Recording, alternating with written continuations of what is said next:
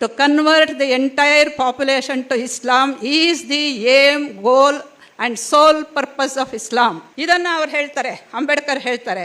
Hindu Muslim unity ಇಲ್ಲದೆ ಈ ದೇಶವನ್ನು ನಾವು ಸ್ವಾತಂತ್ರ್ಯ ಪಡ್ಕೊಳ್ಳೋಕ್ಕಾಗಲ್ಲ ಈ ದೇಶಕ್ಕೆ ಅಂತ ಗಾಂಧಿ ಸಾರಾಸಗಟಾಗಿ ಡಿಕ್ಲೇರ್ ಮಾಡ್ತಾ ಇದ್ರು.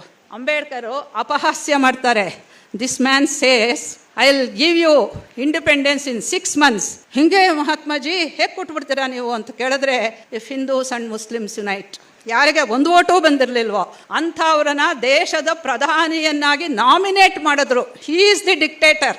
ಅಂಥ ಡಿಕ್ಟೇಟರ್ನ ಎದುರಿಸಿದಂತಹ ಒಬ್ಬ ಇಂಟೆಲೆಕ್ಚುಯಲಿ ಸ್ಟ್ರಾಂಗ್ ಪರ್ಸನ್ ಅಂತ ಹೇಳಿದ್ರೆ ಬಾಬಾ ಸಾಹೇಬ್ ಅಂಬೇಡ್ಕರ್. 1920 ಆ ಮೋಪ್ಲಾ ಗಲಾಟೆಗಳಾದಾಗ ಏನು ಅಮಾನುಷವಾದಂತಹ ಕೊಲೆಗಳು ನಡೆದು ಹೋಗುತ್ತಲ್ಲ, ಅದ್ರ ಬಗ್ಗೆ ರಿಪೋರ್ಟ್ಸ್ ಓದಿ ತರ ನಡುಗು ಹೋಗ್ತಾರೆ.